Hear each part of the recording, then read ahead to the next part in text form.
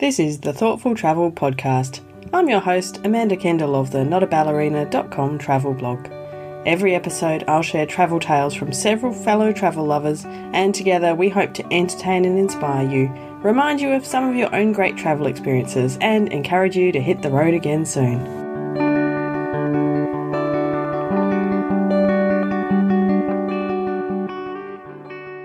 Hello and welcome to another special recording of the Thoughtful Travellers Book Club.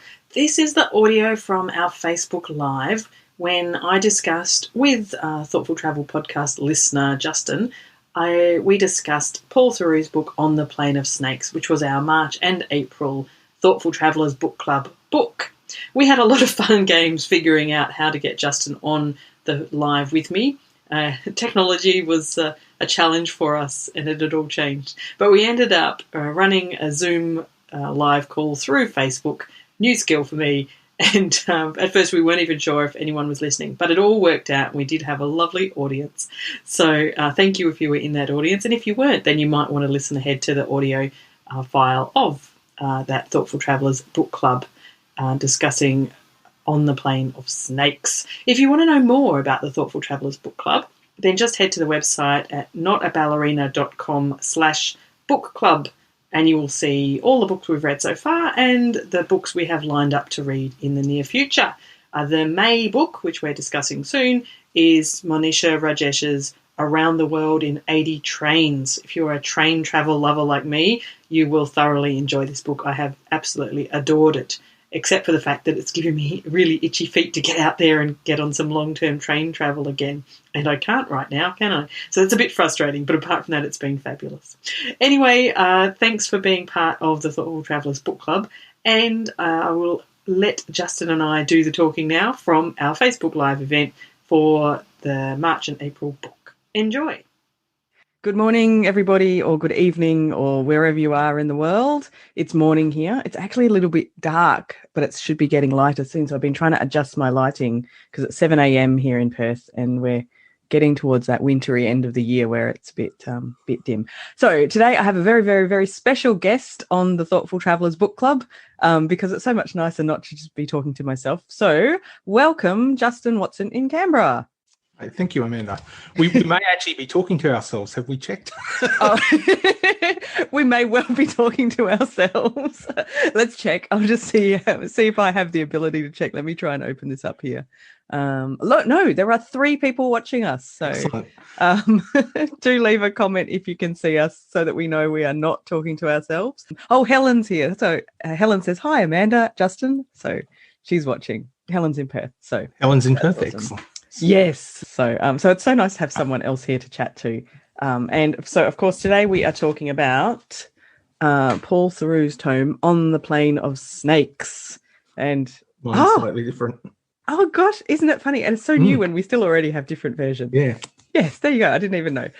Is that a paperback version, Justin? Yes, it is. Right. Okay. So he's a really important writer to me. He was probably the first travel narrative writer that I really adored. And definitely the reason I traveled a lot, definitely the reason I went to Russia and traveled the Trans-Siberian. So really influential. So maybe one day. All right. I'm just going to keep checking the... Anne has joined us from Phoenix, Arizona, Justin. So we are totally live across the world. So your time zone plan worked? My time zone plan worked. I was trying to make sure that some people in the States people in the States. Yeah. So it has worked. And, so and they're probably like the rest of us got not much else they can do at the moment. Yeah, this is the time, isn't it? So yeah. All right. So now Justin and I think we've got a fairly similar approach to how we read this book. But maybe Justin, could you just give us a quick overview? Like, did you enjoy it? What was the highlight? What did you think? I think like I have posted on many people's comments in the Thoughtful Travellers group to read the second part of the book. So, and it almost did feel like 2 books. The first one was very, it linked all about Mexico, but I got the impression that maybe he was searching for something the way Americans feel about Mexicans and that way Mexicans feel about Americans in the first half, and it kind of continued on in the second half. But once he got to Oaxaca, which I think I've pronounced that correctly. Oaxaca? Oaxaca? Oaxaca. The X, yeah. I'm not sure. It's Mexican Spanish. And but once he kind of got there, I mean, there was some interesting stops along the way, but once he kind of got there, it all seemed to be more about the local people and traveling. And even though he did seem to ask a lot of them, have they been to the US and did they cross the border illegally?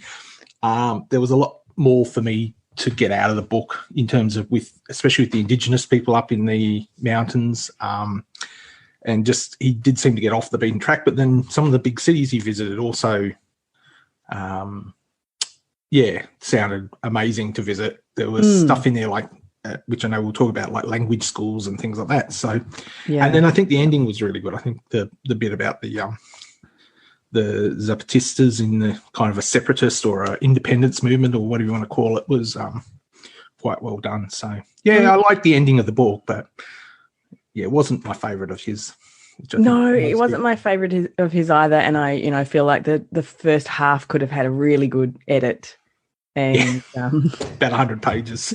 Yeah. I sometimes wonder with really, once you become uber famous, does an editor, not want to go near that and they'll just let you write whatever you want to write? But I'm not sure. And it was a shame because I know, like you said, in the group, there was a lot of comments like, oh, I'm finding it a bit hard going. And we started to give that advice, skip the rest of the first half, go to Oaxaca and then from there, like if you just read that half, I think I would not feel this way about the book at all. I think I would have really enjoyed it.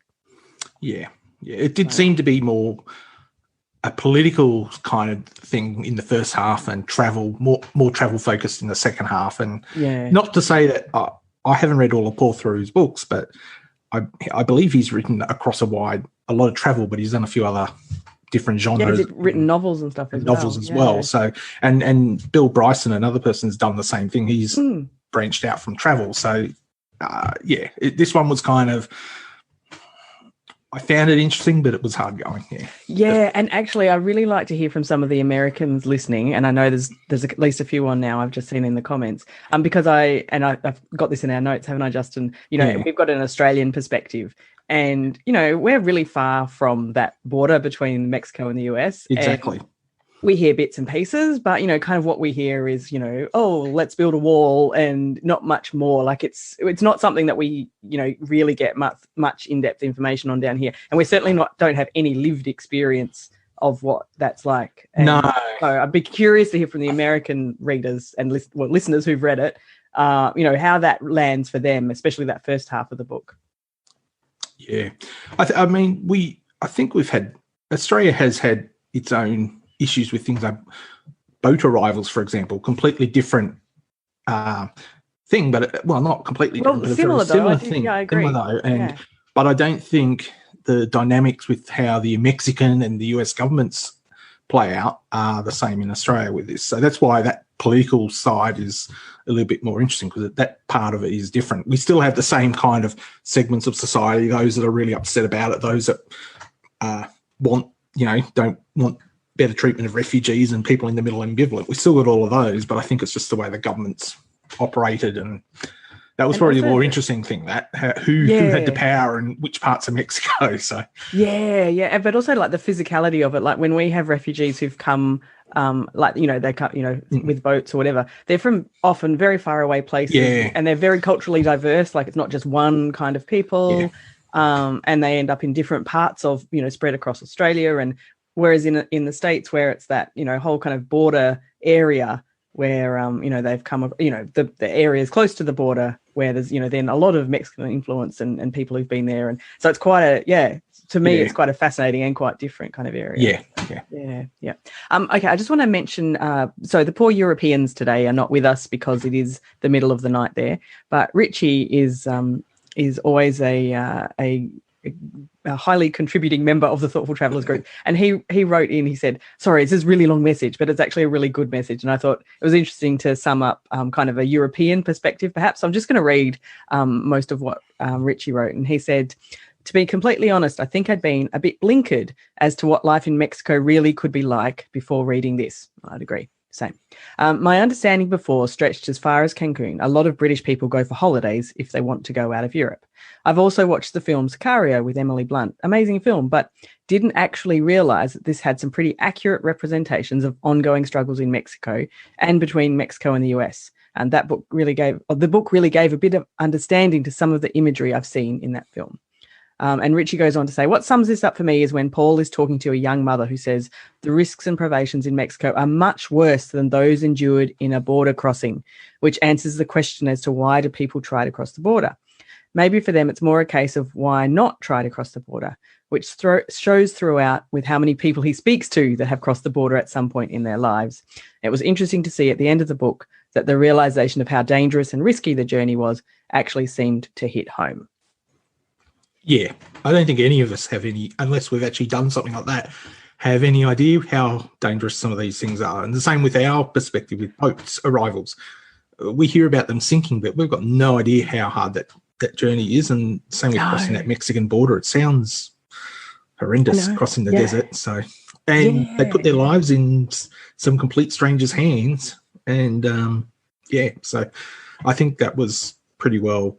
I think he painted a pretty good picture of that whole process and what people would do just to maybe earn some extra money and help support their family. So yeah, that kind of level of desperation is something that we're sitting here in our very privileged lives can't quite imagine. Is it, how? No, that's right. The point where we were willing to do something, dangerous or very dangerous in order to improve the quality of our lives. We just can't imagine, really, can we? Yeah, there's a few people I can see making comments as well who've lived in the border or of Mexican American heritage. So, oh, excellent! Yes.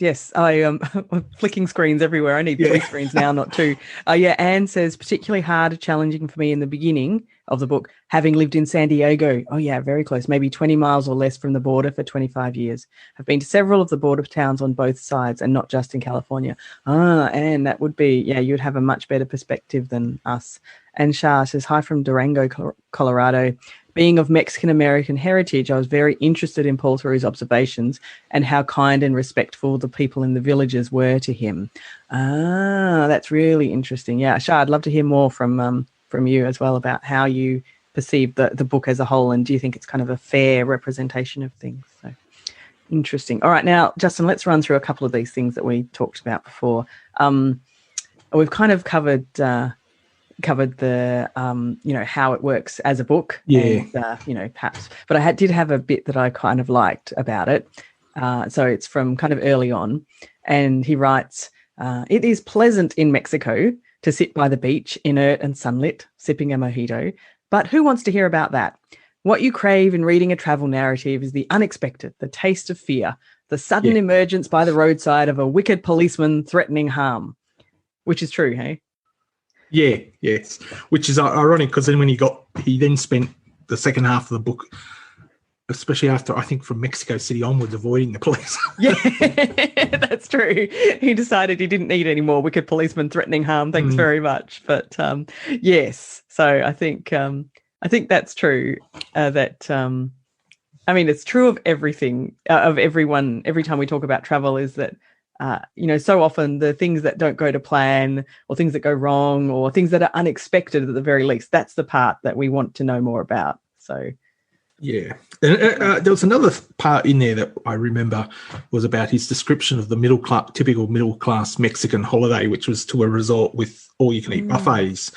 And I thought, the more I thought about that, I thought, from my perspective, being what I would consider middle-class in Australia, that's not my ideal holiday. But I bet if I went and asked a lot of people, they're all off to resorts in Fiji or Bali, so it's not actually that much different in some ways. So I think you're probably right. I think you're exactly right, that the average middle-class Australian is perfectly happy to do exactly that kind of holiday as well. So. Yeah. It's just, maybe, we're not maybe typical, I don't think. No. I don't think anyone listening is. No, that's the beauty of this group. Yes. I love that. Now, you already alluded to this, Justin, that especially in the second half of the book, the people really come to the fore. So the local people and also some of the Indigenous local people And I've got a couple of examples here, and then you might have some more as well. But I loved the section. It was just a short section, but I really liked it. There were 3 women who he gave a lift to from when he was in the Oaxaca section from San Cristobal, and it was the time when he had to detour to avoid a blockade or protest or something. I think it was pouring down rain as well. And yes, exactly. Then this massive storm hit, because I remember he learned some new words about downpours. Yes, I did too. yeah. And I really liked that example because it seemed, well, the way he told it was that they each asked each other a lot of questions. Like it was a real, obviously the car journey was a few hours or something, and they got to really ask each other a lot of questions and get to know each other. And it was a very two-way, because I remember him describing how the women said, "Can we ask you questions?" And he said yes, and they got to quiz him as well. Yeah, yes. I like that. I think and go on. Oh, sorry. No, I was just going to think, I think that was the best bit, I think, is he actually did go out of his way to get up to some of these villages, and a lot of them were what they like ethnic Mexicans or indigenous, in that they were descended from the people that were there before the colonization occurred. So I think that was probably important, and it seemed to be well worth the effort to travel there and see these and talk to these people. Yeah, absolutely. Yeah, I found those parts really interesting because I don't know much about those different cultures that were there before, and yeah, it was fun. I found that really fascinating. Yeah. So the other thing that I like, and I know you did too, was when he got to meet other people in general. When he was teaching in Oaxaca and he got to meet all those writers. Yeah. And from my perspective, I like the whole language school aspect, how he went and learned Spanish, and he really didn't like he kind of showed his American roots by sort of not liking this organization and structure and being told what to do in his language classes. But my own perspective, I did a week in Guatemala many years ago, right. And it's something I have to go and do again, except for maybe longer, and just the experience. You're there long enough that it's kind of the whole slow travel idea. Plus you kind of then integrate into the local with the local people, because you might end up going to the same place in the morning to get some breakfast or a cup of coffee or whatever, and you start using your Spanish more as you're learning it. And so yeah, it's one of those things that I really, really have to do again for much longer. And I not really sure how long he did it in Oaxaca, but it was a fair while, I think. It wasn't like... It was weeks, wasn't it? It was several weeks, yeah. I think, yeah. And I love that, the combination of you getting to meet other interesting people from around the world who've come to learn, and you get to know your teacher. And I loved, I particularly liked, he was obviously uncomfortable about all of the personal things they would discuss, because we're going to practice today talking about, I don't know, a memory from your childhood or something.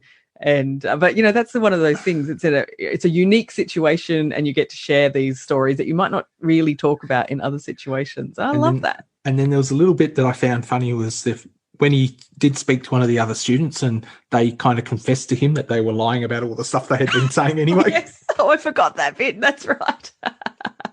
Yes, that's true. Yes, it's all about language practice, really, isn't it? It doesn't mean that you have to be telling. You can make up whatever background story you want, to be quite honest, or whatever vocabulary you know. Yes.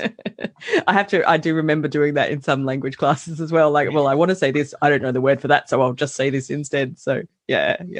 I have a bit of a quote from a later chapter when he'd started to meet some other people as well. But just to kind of sum that up, he said, and I agree, travel is less about landscapes than about people.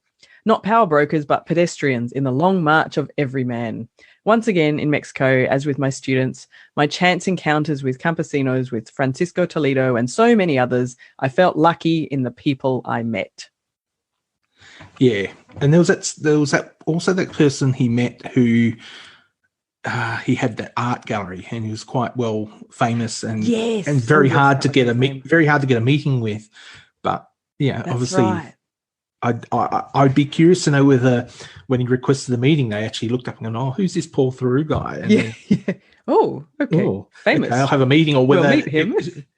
But they seem to get along really well, and Yeah. it's quite interesting because I think they were in similar age as well. Yes. And, Yes. And then their library had a whole heap of his books. So I think in the end they obviously worked out who he was, and yes, there was a kind of a meeting of the minds. Signed their books and stuff. Yeah. It was a two-way street. So yeah. Oh, I know. It made me think when I travel, and I've heard this from people I've interviewed. I think I could make more effort to try and be introduced to other interesting people just by asking. Like one of my I've interviewed a couple of novelists, and one was Natasha Lester, who's a Perth novelist, and she sets her books often in France and London, and they're historical fiction. So she wants to research, collections in museums and stuff. And she said just by asking, just by writing, and even years ago when she wasn't very well known, just by writing to a museum and saying, "Hey, I'm researching a book on blah blah blah," they will introduce her to, these curators of these amazing collections and open up the back rooms and show her things. And, just for the asking, really, because that's kind of what those things are there for.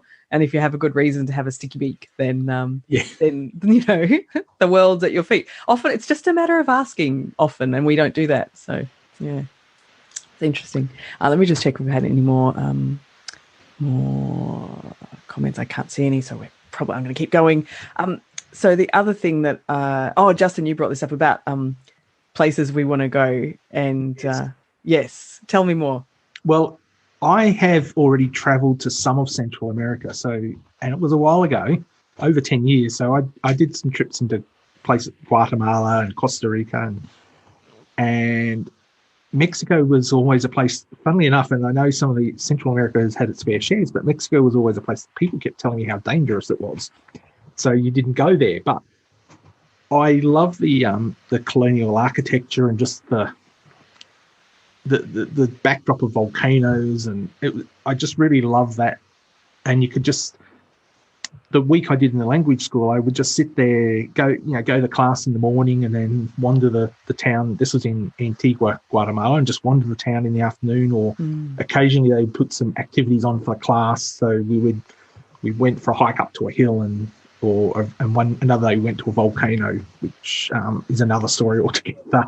But and so I did some Googling of these towns because I didn't know much about. I knew a little bit about Mexico City. I knew a little bit about the sort of historical sites on the I forget the name of the peninsula, but where Tulum and Chichen Itza is and all of that. And so I kind of knew where all these. And that's the other aspect, is you've got these sites from pre-Columbian days. So all of that makes Mexico sound wonderful. But of course, at the moment, all we can do is dream and hope. So one day. And I think from you kind of get going back to the beginning of the book, you kind of get the feel for the drug cartels and how dangerous it can be. But then you realise there's a lot of people, they're not, if you mind your own business, there's a lot of people, they're all living their lives and they just keep their heads down, don't stir any trouble, and it's all okay. It's all okay for them. And you get the kindness of the people out in the book as well. So you know that as a tourist, you're probably going to get that kind of extra special treatment in some places, where, wanting to show you their magnificent town or something like that. So I forget the San Cristobal de las Casas. I think was I can't remember the bit after San Cristobal. I think it was a name, and long names. And then literally, I briefly saw something on something I was watching. This and it just flashed up, and it was a documentary, and I've gone, oh, hang on, I just read about that last night. So I did some Googling, awesome. and I've gone, that's on my list now. I've got to go there. So yeah. Well, that makes this book a big success, I think. Yes. I have never been to Mexico, and I nearly went to Mexico, and I still have always regretted it. But I was visiting my mother and stepfather he was American, and he lived not far from San Diego, actually, and I was visiting him there, and I was maybe 20, ish. Like I had hardly traveled at all, 2021. And my boyfriend and I at the time said, oh, well, it's close. We're going to go to Mexico for a couple of days. And he basically forbid us from doing that. And it was one of those very awkward situations because, I didn't really want to, it was too, I didn't have enough knowledge or confidence to overrule that kind of, order. And so I didn't go. But of course, I've always regretted that since, because I haven't had the chance to get there in the, intervening few decades. But one day I will. But the place, I think the Oaxaca area that's something that really appeals to me. And I'd already had that in mind because I've known a few people who've lived there or had, extended periods of time there. And I'm just going to read this bit from the book because I really liked how Paul Theroux described it, because it confirms for me that it's a place that is of interest to me. And so he said, the sanctions against bulldozing the classic architecture of Oaxaca and making room for resorts have kept the town's soul intact. Not many cities in Mexico can say that, not many cities in the world. And he goes on to talk about how it's kind of resisted modernization. Most people walk. It's a city of pedestrians. So a city of pedestrians moves at a human pace in most other respects too, and is inevitably a place where small details are more visible and noticed and appreciated. So and there's a few towns like that all through Latin America, or a few cities like that where they've kept a lot of that pre-colonial stuff and also the colonial buildings. And so it does sound like although he did find someone who didn't like that, and because it was talking about how it pushed all the people out because the rents were really high and they had to build all out on the outskirts. And so he did find one person who didn't like the idea of maintaining the status quo. But of course, I think if tourism was, I don't know what the tourism to that city is from outside of, say, Mexico, but I think as tourism picks up, then like who knows, in 20 or 30, 40 years they might be then complaining about over tourism. So exactly. That's right. That did sound, that was probably the highlight of the book, that whole largest chapter in and around that city. So for me too, that was a really good area. I just had a couple of comments on the thing. So Shah said, I remember traveling as a child into Tijuana as a super fun time with family, buying candy and paper flowers. That sounds nice. And Anne said, I used to go to Tijuana for the day to shop and have a good lunch. So and I think I get the impression a lot of Americans have done that, especially if you've lived in California. And that's their trip into Mexico. And then there's also, I believe, over near Tulum, I forget the name of the town, over Cancun, is very popular with American college students and that for their spring breaks and that. So, yes. So there's those two little bits of Mexico seem to be very popular, and then I don't know there's about a whole lot in between that. There's a whole lot in between, and even before this coronavirus happened, I know there were places in Mexico which were basically told you can't go there, like where Acapulco is and the cliff divers are, because that was something I've always wanted to see, these people cliff diving, but it was always on this don't travel there, that state and a few states warnings area. It's interesting. So there's probably reasons why where people seem to go were generally considered quite safe, where the tourists were. But you got to do your research. Anyway, it's time to wind up. Unfortunately, time has flown, but I hope everyone listening has got something out of it, and that that we Aussies have not completely butchered the pronunciation and or said anything too crazy, but we're just two Aussies who are curious about the world, aren't we, Justin? So yes. I do often get told that my accent is hard to understand, so I do apologise for that as well. I think your accent is fine, but I'm an Aussie too. Dear. I do get that problem a lot. People not understanding a word I'm saying. But, I'm sure it's all good. Anne just said she actually got to see the Acapulco cliff divers during a safe window. So wow. So there's things like that experience that, I'd love to do. So one day. Yeah. One day. There's too many things going on at the moment. Yeah.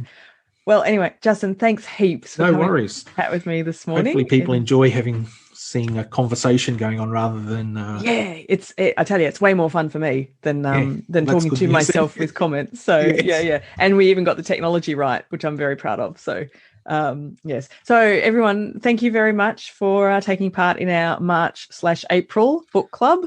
And back next month... and I didn't bring the book in with me. No, I haven't got it within arm's reach. I am looking forward to it. I can see it. I started it last night. It's really good. So I do love train travel, and I am really looking forward to this one. So yes, I love train travel. I think more people will enjoy it probably. Yeah. It's an easier read for sure. So all right. So that's it. Thank you. Thank you. Anne and Shah said very enjoyable. I really like the conversation. We must have done okay, Justin. Yes, excellent. Thank you very much. All right. Thank you everybody for being part of the Thoughtful Travellers Book Club, and we will be back in the Thoughtful Travellers group, and of course next month for another chat. So thank you.